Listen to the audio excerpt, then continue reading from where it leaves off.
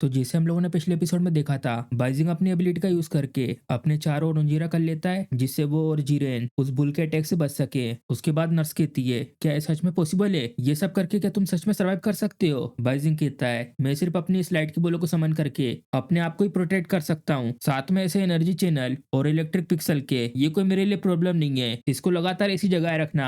और एक बार तो मुझसे कहा गया था इस बॉल के साइज को चेंज करने के लिए, जिससे कि इसमें से और ज्यादा लाइट निकल सके। और अब मैं इसकी लाइट को आराम से कम या ज्यादा कर सकता हूँ। जैसे ही सूरज डूबने के बाद आसमान काला होगा, उसके बाद सिर्फ हमारे पास का जो एरिया है वहीं पर लाइट होगी, जिसकी वजह से ये जगह अपना कलर नहीं खोएगी। सिर्फ यूजिंग की वजह से मैं तुम्हें एक मौका दे रहा हूँ जिंदा रहने का, तो इसलिए ऐसे ही बने रहो। कोई भी दिक्कत खड़ी मत कर देना यहाँ पर। बाइजिंग की ये बात सुनकर ये लोग बहुत ज्यादा घबरा जाते हैं। जिरेन देखता है यूजिंग की तरफ और बाइजिंग मन में कहता है, तो आखिर इस सब के बाद मुझे अगला कहाँ पे जाना चाहिए? उसके देख सकता है फ्यूचर को, और शायद वो तभी सामने आएगा जैसे ये पोल्यूट डोमेन सील होगा। मेरा अचानक से ऐसा रीबर्थ होना और लेना उसके गोल्डन बुल के स्टेचू को, ये कोई ऐसी चीज नहीं है जिसको उसने होते हुए देखा ना हो। जो सीलिंग प्रोसेस होती है डोमेन को सील करने की, मैंने अपनी पिछली लाइफ में खुद विटनेस करा सीलिंग प्रोसेस को अपने सामने होते हुए। मुझे ये समझ में नहीं आ रहा कि आखिर उसने मुझे क्यों हर बार उन 3 सीलिंग प्रोसेस को होते हुए मुझे दिखाया था। क्या वो सब कोई ट्रेप था मेरे लिए? जीरेन बोलता है, मुझे चिंता हो रही यंग मिस की सेफ्टी को लेकर, तो इसलिए जल्दी से उन्हें पहुंचा दो उस स्पेस बॉक्स में। नर्स बोलती है, भले मैं एक मामूली से इंसान हूँ, लेकिन मुझे ऐसा लगता है कि अच्छा रहेगा कि एक यंग लेडी जो अभी इस समय कोमा में हैगी, ऐसे टाइम पे उनके साथ किसी का होना बहुत ज्यादा जरूरी है। ये सुनते उसी बाइजिंग गुस्से में देखता है। नर्स के बाजू में डॉक्टर कहता है, हम लोग ये ट्राई नहीं कर रहे मौका ढूंढकर अंदर छुपने का,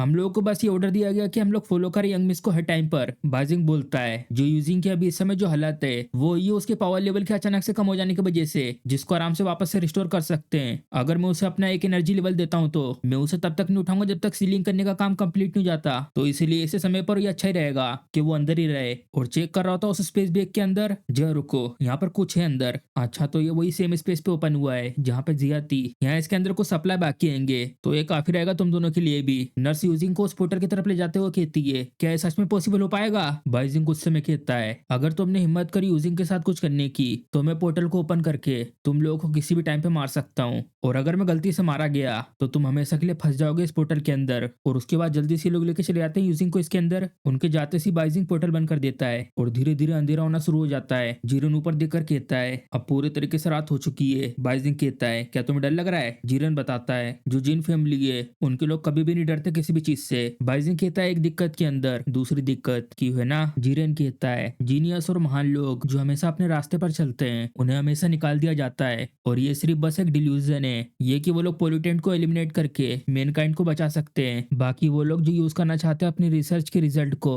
अपनी फैमिली को रिवाइव करने के लिए, सिर्फ वही लोग ही ये समझ सकते हैं। बाइजिंग पूछता है, आखिर जिन फैमिली क्या रिसर्च कर रही है? मैं तुम्हारी इतनी रिस्पेक्ट करता हूँ कि तुम्हारे दिमाग को न पढ़ के सब कुछ तुमसे जानना लूं, इसलिए तुम मुझे बताओ। जिरन बोलता है, मैं सिर्फ एक बटलर हूँ, मुझे इतना कुछ पता नहीं है, लेकिन जो पेपर थे जिसकी वजह से जिन फैमिली दो हिस्सों में बट गई और बाहर के लोगों का अटैक होने लगा उनकी फैमिली के ऊपर, वो थी यंग मिस के फादर के द्वारा लिखी हुई चीजें। जिन फैमिली के हेड उनने लिखा था पोल्यूटेंट और सीलर के बीच के रिलेशनशिप के बारे में, और ये भी पॉसिबिलिटी के पोल्यूटेंट को यूज कर सकते हैं सीलर की एबिलिटी को एनहेंस करने के लिए। बाइजिंग थोड़ा सा हैरान हो जाता है सुन के ये थ्योरी कि लोग भी पोल्यूटेड हो सकते हैं, और एबिलिटी सीलर्स की जो आई है पोल्यूटेंट से वो सब ओरिजिनली ऐसे आई थी। जिरन बोलता है, तुम्हें ऑलरेडी इसका रिजल्ट पता चल चुका है। अगर ऐसा नहीं होता तो जिन फैमिली अभी इस समय ऐसी हालत में नहीं होती। मुझे नहीं पता बाकी सब चीजों के बारे में, शायद जो फैमिली हेड है वो किसी चीज की रिसर्च कर रही थी यंग मिस के अच्छे के लिए। अगर तुम्हारे पास कभी कोई मौका मिले तो आना जिन फैमिली में कभी। बाइजिंग कहता है, वेल इसके बारे में बाद में बात करेंगे, ऐसा लगता है अभी ये सब स्टार्ट हो चुका है। और यहाँ दूर से चिल्लाने की आवाज आ रही होती है। यहाँ ये बुल लगातार सारे स्टूडेंट के ऊपर बहुत सारे अटैक कर रहा होता है, और उनमें से एक स्टूडेंट बाइजिंग को कहता है, बाइजिंग तुमने मुझे चोट पहुंचाई है, मैं ये एक्सेप्ट नहीं कर सकता।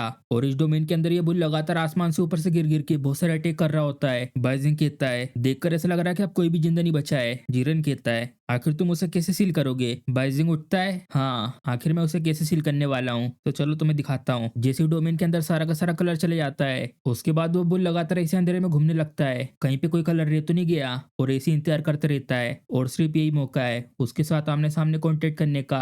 और हम देखते उस बुल की आंखें, और वो आ चुका होता है अपने ट्रू फॉर्म में। बाइजिंग उसकी तरफ जाते हुए कहता है, आखिर तब क्या होगा अगर मैं कुछ ऐसा करूं जिससे कि ये कोई भी कलर को सेंस न कर पाए? और यूज करता है शेडो को, और उसकी शेडो जल्दी से जाती है इसकी तरफ। बाइजिंग मन में कहता है शेडो की रेंज थोड़ी सी छोटी है, लेकिन एक रैंक की एबिलिटी के साथ इसकी स्ट्रेंथ थोड़ी सी बढ़ा सकते हैं।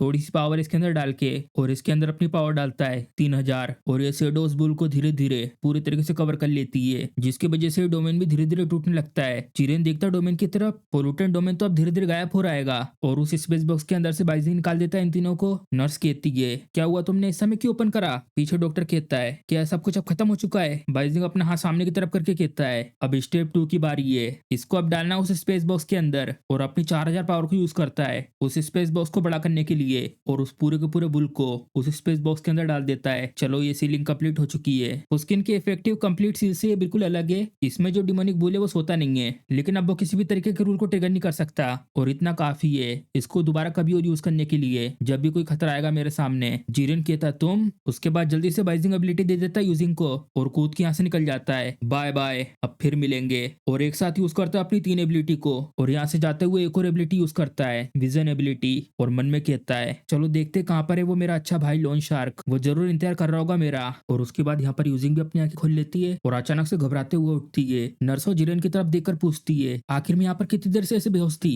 और बाइजिंग कहाँ पे चला गया? जीरेन बताता है आप यहाँ पर पूरे के पूरे आधे दिन से बेहोश हैं, और बाइजिंग अभी भी कहीं पे गया किसी जरूरी काम के लिए। नर्स यहाँ पर परेशान होकर कहती है इस मीटर में चेक करने पर ये बता रहा है कि यंग मिस का जो पावर लेवल है वो है 1200। ये सुनकर डॉक्टर कहते हैं ये मशीन क्या टूट गई है? ये लेवल तो मास्टर यूगी यंग से भी ज्यादा है। जीरेन बोलता है अभी इमरजेंसी हैगी, चलिए अभी यहाँ से चलते हैं। और मन में बोलता है बिना कोई हेजिटेशन करे बाइजिंग यहाँ से चला गया, या शायद उसे कुछ न कुछ पता चला हो। यूजिंग कहती है मेरे पास कुछ इन्फॉर्मेशन है जो मुझे डेट को बतानी है, बाइजिंग के बारे में मुझे बता देना रास्ते में चलते वक्त। और अंकल आप इतनी देर से यहाँ पे अपने ट्रांसफॉर्मेशन फॉर्म में क्या आप किसी चीज से गार्ड कर रहे थे? और यहाँ बाहर आकर दिखाता है सब कुछ। यहाँ हर जगह पूरी तबाही तबाही मच चुकी होती है। यूजिंग बोलती है पूरे आधे दिन के अंदर अंदर यहाँ पे सब कुछ तबाह हो गया, आखिर ये सब क्या हो गया? तो एक डिजास्टर है। और जीरेन यहाँ यूजिंग के सामने झुककर बाजू में इन दोनों से कहता है तुम दोनों, तुम्हारे पास कोई पावर नहीं है, तुम लोग नॉर्मल इंसान हो, तो तुम्हें इसकी वजह से कोई दिक्कत नहीं होगी, तो इसलिए जितना जल्दी हो सके यहाँ से चले जाओ। और बिठा लेता है यूजिंग को अपने कंधे में। चलो अब चलते हैं यहाँ से, और छलांग मार के निकल जाता है यहाँ से। उसके बाद हमारा सीन शिफ्ट होता है इस जगह पर। यहाँ पर लोन शार्क खिड़की के सामने सिगरेट फूक रहा होता है, और यहाँ पीछे लड़की इससे कहती है ब्रदर की मैं तुम्हें सच में बहुत ज्यादा पसंद करती हूँ, आखिर कब हम लोग शादी करेंगे? ये लोन शार्क पीछे उससे कहता है क्या मैंने तुमसे ये कहा नहीं था? मैं भी कुछ दिक्कतों में फंसा हुआ हूँ तो थोड़ा सा इंतजार करो।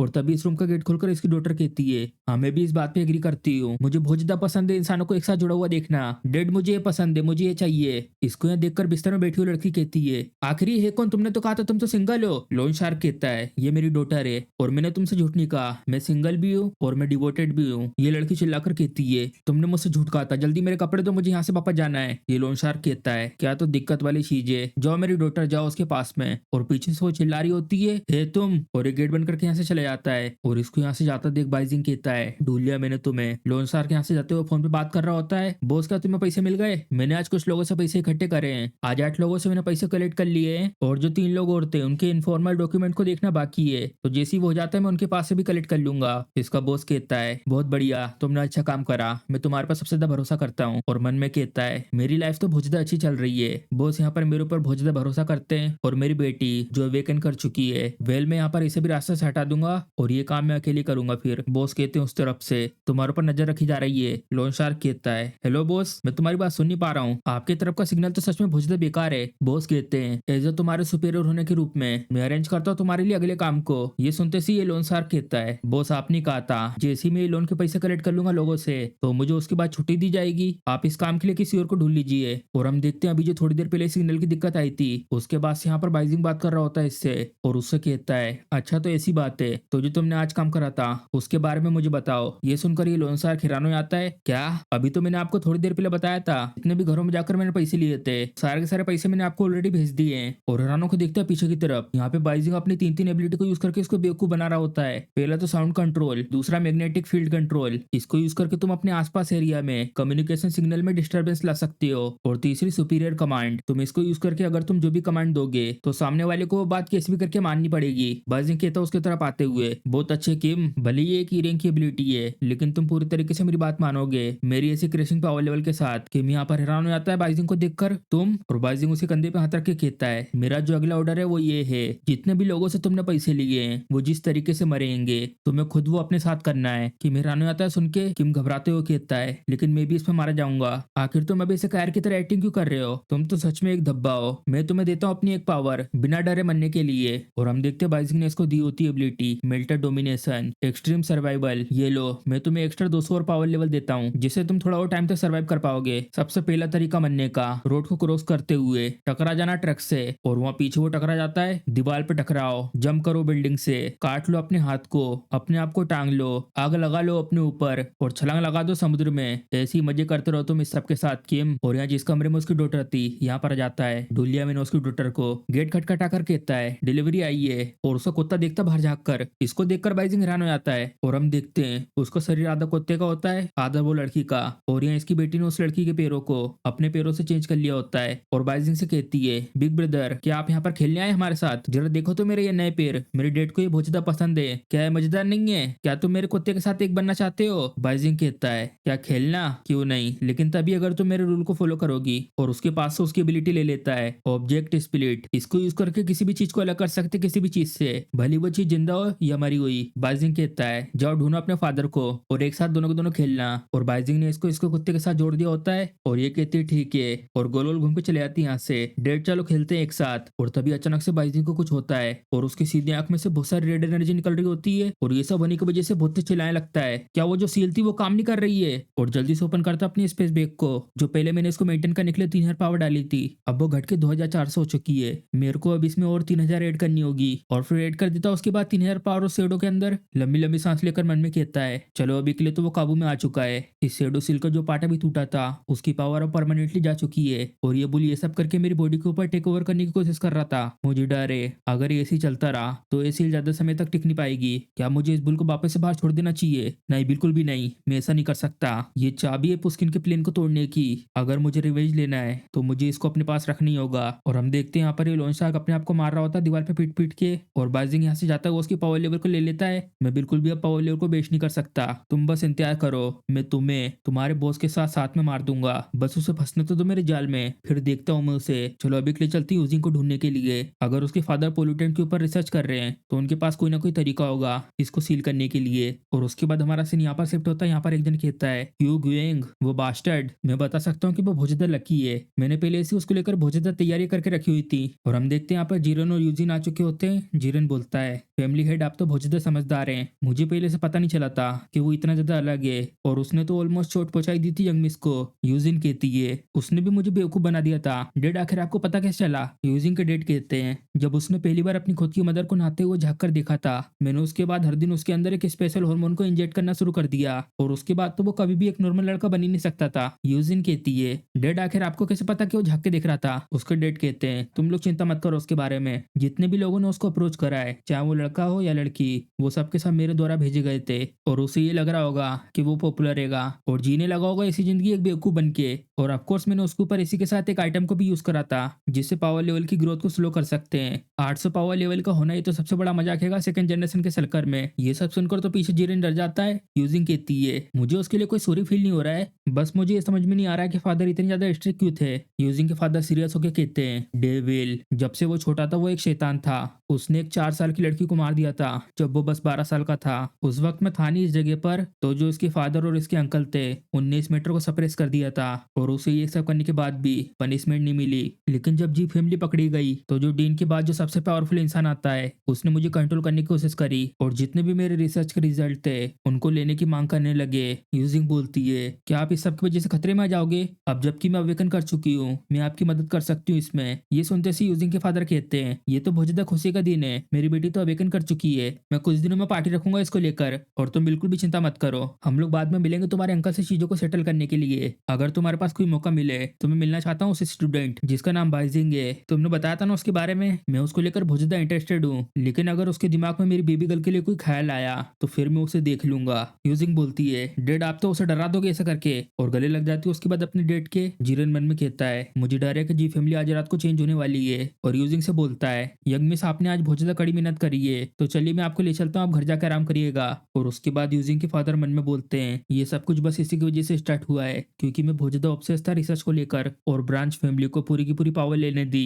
आज रात के बाद से जी फैमिली या तो पूरी की पूरी साफ होगी और वापस मेरे कंट्रोल में आएगी, या तो ये सब का सब मेरे साथ डिसअपियर हो जाएगा। अगर मेरी बेटी स्कूल से ठीक ठाक आ चुकी है तो जो ये खबर है वो जरूर पता चल गई होगी बाहर के लोगों को। इस सब को लेकर जो कंस्पिरेसी थी अब वो सबके सामने आ चुकी है, तो उन लोगों को अब छुपने की जरूरत नहीं है। ये पूरी की पूरी बिल्डिंग को खाली कर दिया गया है और जितने भी सिक्योरिटी मेजर थे उन सबको बंद कर दिया गया है। जब बात लड़ाई की होती है तो किसी भी चीज की परवाह करने की जरूरत नहीं होती। जो भी एंटर करेगा ऐसे टाइम पर इस बिल्डिंग के अंदर वो जरूर कोई अच्छा इंसान नहीं होगा। और ये एक आंख में लगाने वाले चश्मे को निकालकर उसे पहन लेता है और हमें बताते हैं उसने यहाँ पर 3 चीजें यूज करी होती हैं। पहला है रेनकोट, इसको पहनने के बाद तुम्हारा कोई भी पता नहीं लगा सकता। और दूसरा है हाफ केट फेस, इसको यूज करके किसी भी छुपी हुई चीज को देख सकते हैं और कभी कभी वो चीजें भी देख सकते हो जो बिल्ली देख पाती है। और तीसरा है ओमनीसेंट लेंस, इससे तुम किसी भी ऑब्जेक्ट की जानकारी को पता कर सकते हो। ये सब पहनकर वहीं अंधेरे में छुप जाते हैं और मन में कहते हैं 3 पोल्यूटेंट को कंबाइन करके ऐसे अंधेरे में छुपकर हर चीज को देखना, यहाँ पर मेरे सामने कोई भी चीज छुप नहीं सकती। जैसा मैंने सोचा था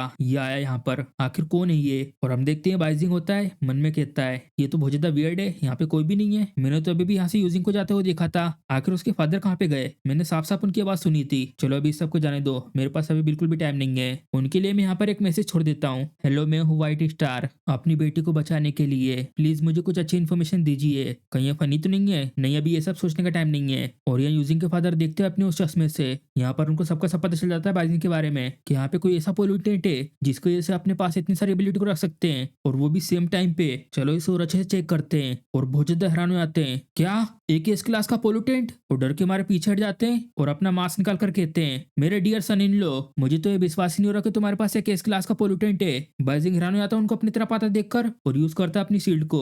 यूजिंग के फादर इतने ज्यादा खुश मत होइए, अगर ये बाहर आ गया तो हम सबके सब मारे जाएंगे। यूजिंग के फादर कहते हैं, कम ऑन बस मुझे एक बार देखने दो, इसके बदले तुम्हें जो भी चाहिए तो मुझे बताओ। बाइजिंग कहता है, मैं यहाँ पर उसी पर्पस के लिए आया हूँ जिस वजह से आप यहाँ पर। और मन में कहता है ये यहाँ पर बड़े आसानी से यहाँ अंधेरे में छुपे हुए थे, एज अ रिसर्चर ये तो बहुत ज्यादा नॉर्मल है ऐसे इस क्लास के पोल्यूटेंट से इतने ज्यादा ऑब्सेस होना, लेकिन मैं भी पूरी तरीके से इनके ऊपर भरोसा नहीं कर सकता।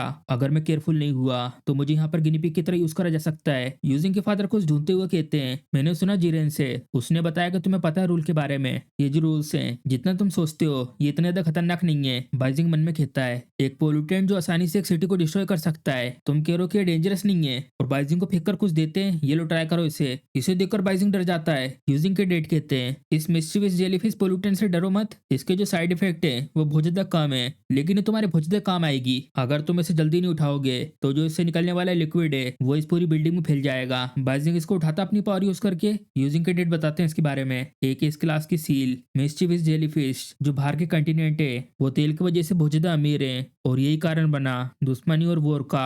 और थोड़ी सी और खोज करने के बाद एक छोटी सी कंट्री में एक बहुत बड़ी ऑयल फील्ड को डिस्कवर किया गया जिसके अंदर 800 मिलियन टन ऑयल था और ये लोग सीक्रेटली उस ऑयल फील्ड से ऑयल को निकालना चाहते थे बिना उस एग्रीमेंट के जो उन लोगों ने फोर्सफुली साइन करा था। और वो लोग फिर उसके बाद बहुत ज्यादा अमीर हो गए। उसके 1 महीने बाद दूसरी कंट्री को सैटेलाइट का मैप देखने के बाद पता चला ये जो पूरी की पूरी कंट्री थी वो पूरी की पूरी कंट्री में अंधेरा छा गया था। और उसके बारे में ये जो कुछ भी होता है इसको लेकर एक सिंगल न्यूज भी बाहर तक नहीं पहुंची थी, इसमें कोई डाउट नहीं है ये काम एक एस क्लास के पोल्यूटेंट का था। और इसे रोकने के लिए 8 एस क्लास के सीलर और 293 पावर हाउस को इकट्ठा करा गया। साथ में पूरी दुनिया ने तैयारी करी इस क्राइसिस को लेकर। इसके रिजल्ट में जब एस क्लास के 8 सीलर उस जगह पर पहुंचे अपनी जान को दांव पे लगाकर, और वहां पर पहुंचते से उन्हें ये देखा कि जो छोटी सी कंट्री थी वो पूरी की पूरी ढक चुकी है सिंक से और आसपास कोई भी सर्वाइवर नहीं था और ये पोल्यूटेंट वहां सरफेस पे तैर रहा था। और सीलर ने इसे केयरफुल होकर एक सील बॉक्स में रख दिया। उसके बाद जो एक काला कलर का इतना बड़ा समुद्र था वो पूरा का पूरा गायब हो गया। आखिर किसने सोचा था कि एक गैजेट पूरी की पूरी कंट्री को वाइप आउट कर देगा। इसे तुम रख दो उस बुल के साथ साथ में और जब तक स्पेस पूरा का पूरा क्लोज रहेगा ये उसे उसके अंदर रोके रहेगा। ये सुनते ही बाइजिंग मन में कहता है, रूल को रोके रखना, जो स्पेस बैकपैक है वो बाहर के वर्ल्ड को सेंस नहीं कर सकता। और जो ये गोल्डन बुल्फ है उसके अंदर मैंने उसे कलर दिखने से रोकने के लिए उसको पूरी तरीके से आसपास से शेडो से कवर करके रख दिया था, लेकिन जो वो शेडो आएगी वो लगातार बहुत सारी पावर को कंज्यूम करती है। और ये जो तरीका जेली को इसके अंदर डालना ये शायद काम कर सकता है। शेडो के साथ इसको कवर करने से अच्छा मैं इसको पूरा का पूरा उस इंक से कवर कर सकता हूँ। और इनसे पूछता है, लेकिन अगर तब क्या होगा दो रूल के आपस में टकराने से और ज्यादा दिक्कत खड़ी हो गई तो? यूजिन के फादर कहते हैं, सिर्फ एक ही चीज है जो पोल्यूटेंट से लड़ सकती है और वो है दूसरा पोल्यूटेंट। यहाँ पे कोई और तरीका नहीं है इसको लेकर। और अपने मुंह से इस ऑक्टोपस को निकाल कर कहते हैं, ये एक सी क्लास का ऑक्टोपस। इसका रूल ये है कि ये लगातार बड़ा होता रहता है और जिस भी जगह पर ये रहता है उसकी आधी स्पेस को ले लेता है। अगर तुम इसे रख ले तो अपने पेट के अंदर तो तुम्हें आधा खाना खाने के बाद भी फुल जैसा महसूस होगा। और मैंने तो इसे अपनी बेटी तक को नहीं दिया था जब उसे अपना वेट कम करना था। अगर हम लोग इसे उस स्पेस के अंदर रख देते हैं तो ये उस स्पेस की आधी जगह को खुद ले लेगा।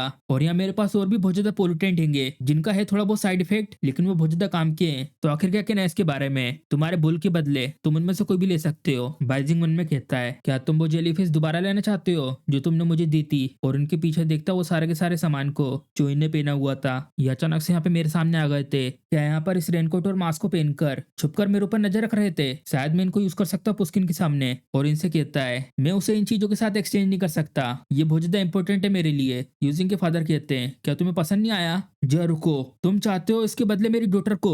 ऐसा बिल्कुल नहीं हो सकता, मैं नहीं दूंगा अपनी डॉटर। बाइजिंग हैरान हो जाता है, ये मैटर नहीं करता अगर तुम मुझे वो देते नहीं हो तो। ये लो, अगर तुम चाहते हो तो तुम ये रख सकते हो। बाइजिंग कहता है, नहीं इसकी जरूरत नहीं है, एक सील थी, वही ऑलरेडी एक बहुत ज्यादा ग्रेट फेवर है मेरे लिए। यूजिंग के फादर कहते हैं, ये मेरी बेटी के लिए है, तुम्हारे पास बहुत सारी पॉसिबिलिटी आएंगी तो इसलिए मनना नहीं, मैं तुम्हारी मदद करूंगा। बाइजिंग ले लेता है इसको और इस जेली को अपनी स्पेस में डाल देता है और बताता है, मुझे फील हो रहा है जो जेली फिश हैगा अब उसने अपना काम करना शुरू कर दिया है। जो शेडो की स्पीड थी पावर को कंज्यूम करने की, वो धीरे धीरे अब कम हो चुकी है। यूजिंग के फादर बाजू में खड़े होकर कहते हैं, अब तुम यहाँ से जा सकते हो। यहाँ पर अभी भी बहुत सारी चीजें जो मुझे तुमसे पूछनी है, लेकिन अभी इस रात को मैं बिजी हूँ तो इसलिए मैं तुमसे अभी बात नहीं कर पाऊंगा। यहाँ से अगर तुम जाओगे तो इस जगह से आसान पड़ेगा जाना। इस दुनिया में संभल कर रहना, ये बहुत ज्यादा अच्छा होता है। यहाँ इस दुनिया में मेरी बेटी के अलावा कोई भी अच्छा इंसान बचा नहीं है। अगर तुमने उसे चोट पहुंचाई तो तुम ये जानना भी नहीं चाहोगे कि तुम्हारे साथ इसकी वजह से क्या हो सकता है। बाइजिंग बोलता है, चिंता मत करिए, मैं उसकी बहुत ज्यादा रिस्पेक्ट करता हूँ। और मन में कहता है, आखिर अचानक से इनका एटीट्यूड ऐसे चेंज क्यों हो गया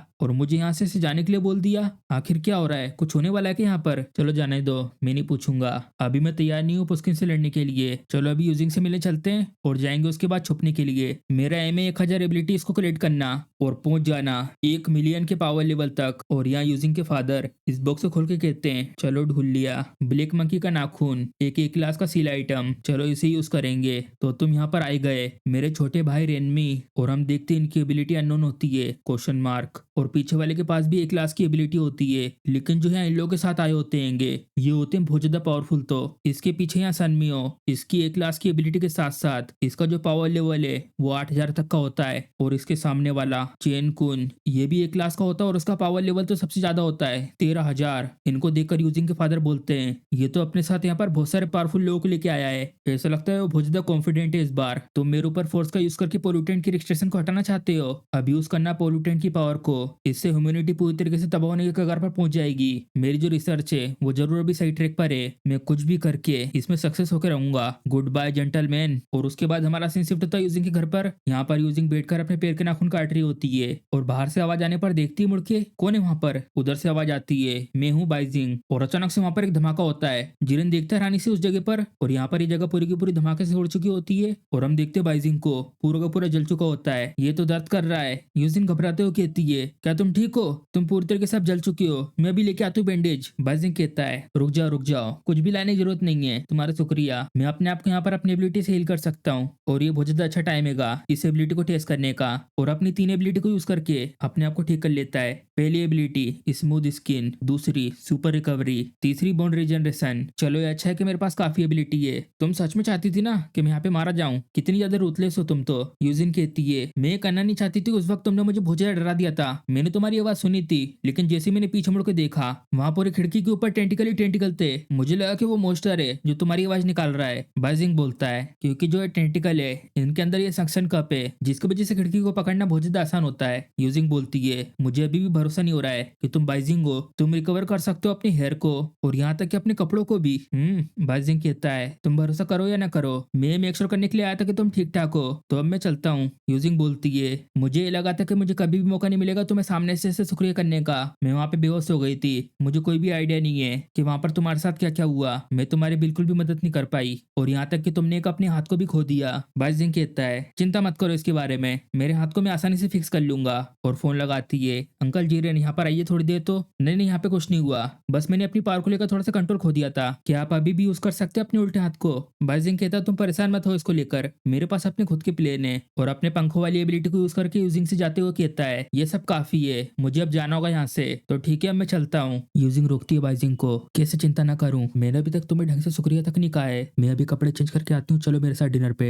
यहीं पर रुके रहना तुम। और बाइजिंग मन में सोचता है, उसकी शायद ऑलरेडी रास्ते में होगा मेरे तक आने में। अगर मैंने अभी भी देर कर दी, उसकी जो एबिलिटी उसके जरिए वो आसानी से मुझे किसी भी करके ढूंढ सकता है। चाहे मैं कहीं पे भी चले जाऊं, कितना भी दूर क्यों ना, वो मुझे तब भी ढूंढ ही लेगा। उसके सामने मैं कोई से भी तरीका क्यों ना आजमा लूं, कुछ भी उसके सामने काम नहीं करेगा। और बहुत सारे तरीके सोचता उससे बचकर फाइट करने के लिए, लेकिन इतना सोचने के बाद भी उसे कोई भी तरीका नहीं मिल पाता। ये तो चीटिंग है, किसी ऐसे के सामने माइंड गेम खेलना, ये बिल्कुल भी काम नहीं आएगा। और पीछे से यूजिंग आकर कहती है, चलो चलते हैं। हाँ ये क्या है, तुम तो थोड़े से परेशान लग रहे हो। बाइजिंग मुड़ के देखता उसके तरफ, चलो ठीक है चलते हैं। और हम देखते हैं यूजिंग बहुत ज्यादा सुंदर लग रही होती इन कपड़ों में। मुस्कुराते हुए बाइजिंग से कहती है, ऐसे लगातार फ्यूचर के बारे में चिंता करने से अच्छा तुम्हें अभी इस समय प्रेजेंट के बारे में चिंता करनी चाहिए। एक अच्छे माइंडसेट को रखना, ये सबसे ज्यादा बेस्ट तरीका होता है ऐसे हालात से निपटने के लिए। क्यों, मैं सही कह रही हूँ ना? बाइजिंग कहता है, हाँ तुम बिल्कुल सही कह रही हो, चलो चलते हैं। तो बताओ हम लोग कहाँ चल रहे खाने के लिए? मैं तुम्हें उड़ा के ले चलता हूँ, लेकिन सबसे पहले मेरे पास एक भी पैसे नहीं होंगे, सबका सब तुम्हें पे करना होगा वहां पर। यूजिंग बोलती है, उड़ के जाना होगा? कहीं तुम्हारा मतलब उन कहानियों की तरह तो नहीं जिसमें प्रिंस गोदी में उठाकर उड़ाकर ले जाता है अपनी प्रिंसेस को? ये थोड़ा सा कुछ। तभी बाइजिंग अपनी एबिलिटी से यहाँ पर एक स्पेसशिप बना देता है। ये देखो कैसी है मेरी कूल स्पेसशिप, और इसमें डबल कॉकपिट भी है, चलो इसमें चलते हैं। और ले जाता उड़ाकर यूजिंग को। उसके बाद हमारा सीन इस जगह पर शिफ्ट होता है। यूजिंग बोलती है, तो तुम्हें कैसा लगा? मैं सब कुछ बहुत लंबे समय से ट्राई करना चाहती थी, लेकिन डैड ने मुझे मना कर दिया था, तो इसलिए मैंने तुम्हें एक एक्सक्यूज के रूप में यूज करके मैं भी यहाँ पर आ गई। बाइजिंग कहता है, हाँ ये बहुत ज्यादा अच्छा है, मुझे पसंद आया। यूजिंग थोड़े से केक को लेते हुए कहती है, मेरे पास बहुत सारे आइडिया जब से मैंने अपनी पावर को अवेकन करा है। बाइजिंग बोलता है, लेकिन यहाँ पर कुछ साइड इफेक्ट भी हो सकते हैं इस चीज के। यूजिंग मुंह बनाते हुए कहती है, मैं ट्राई करने के लिए तैयार हूँ, साथ में यहाँ पर फादर और तुम्हारे होने से मैं बिल्कुल ठीक रहूंगी। अगर मैं अपनी एबिलिटी को यूज करके थकावट के कारण बेहोश हो गई, तो मेरी ये जो अवेकनिंग है इसका कोई भी फायदा नहीं होगा। और मन में बोलती है, अगर ये काम कर गया तो मैं डेड और बाइजिंग और भी बहुत सारे लोगों की मदद कर सकती हूँ। और बाइजिंग ने इसकी मन की बात सुन ली होती है अपनी एबिलिटी को यूज करके। उससे बोलता है, चलो तो फिर ट्राई करते हैं, मेरी जो हीलिंग एबिलिटी वो भी रेडी हो चुकी है। और उसके बाद यूजिंग बहुत सारे खाने को खा लेती है अपनी एबिलिटी को यूज करके, जिससे वो खाने को स्टोर करके बाद में उनकी एनर्जी को यूज कर सके। और हम देखते हैं यूजिंग बहुत ज्यादा मोटी हो चुकी होती है और कहती है, बाइजिंग क्या हुआ, तुम्हारा पेट भर गया? मेरा तो अभी भी आधा ही पेट भरा हुआ है। और तुम ऐसे क्या दिख रहे हो, तुमने कभी नहीं देखा एक लड़की को इतनी ज्यादा एपेटाइट के साथ? मैंने कभी भी पहले इतना ज्यादा अच्छा महसूस नहीं करा है। पहले मैं बहुत ज्यादा चिंता करती थी वजन बढ़ने को लेकर, अगर मैं और ज्यादा खाती थी तो टाइम के साथ साथ मेरी एपेटाइट पूरी की पूरी बिगड़ गई थी, मैं और ज्यादा खाना खा ही नहीं पाती थी। लेकिन अब मेरी एबिलिटी की वजह से मैं और ज्यादा खाना खा पा रही हूँ। यूजिंग को ऐसा देखकर बाइजिंग मन में कहता है, अगर ये अपने आप को इस समय मिरर में देख लेगी तो ये पूरी तरीके से टूट जाएगी। मुझे कोई एबिलिटी ढूंढनी होगी इसको वापस से शेप में लाने के लिए। और अभी के लिए वो 4 एबिलिटी को यूज करता है, जिससे कि वो अपने आप को पतला देखे। पहला है कंप्रेशन, दूसरा इल्यूजन, तीसरा है बॉडी डिसइंटीग्रेशन, चौथा बॉडी स्प्लिटिंग। यूजिंग बोलती है, मैं जाती हूँ कुछ फ्रूट लेने के लिए। ये क्या हुआ, अचानक से चेयर इतनी पतली कैसे हो गई? बाइजिंग उसको रोकते हुए कहता है, तुम यही रुको, मैं जाता हूँ। आखिर तब क्या होगा अगर इसे अपने बारे में पता चल गया और रोने लगी तो मुझे इसके लिए कुछ नेपकिन भी लाना पड़ेगा। और यहाँ से जाते हुए इस पानी में पैर रखे निकल जाता है। और हम देखते हैं उसके बाद इस पानी को, इसमें थोड़ी सी हलचल होती है बाइजिंग के पैर रखने की वजह से। और उसके ठिर जाने के बाद उसमें बाइजिंग की इविल परछाई दिख रही होती है। और बाइजिंग वापस आता है फ्रूट लेकर, और इस पानी में जैसे पैर रखता है उसका पैर उसके अंदर घुस जाता है और चला जाता है उस पानी के अंदर। यहाँ पर यूजिंग मन में कहती है, बाइजिंग अभी तक आया नहीं, उसको इतना लेट कैसे हो गया? और बाइजिंग यहाँ पर अपने आप को पकड़ बहुत ज्यादा हैरान हो जाता है। और हम देखते हैं यहाँ पर ये बहुत ऊपर से नीचे समुद्र के ऊपर गिर रहा होता है। और इसी के साथ हमारा एपिसोड खत्म हो जाता है। अगर आपको वीडियो पसंद आई तो वीडियो को लाइक, चैनल को सब्सक्राइब करना मत भूलिएगा। चलो मिलते हैं अगले एपिसोड में।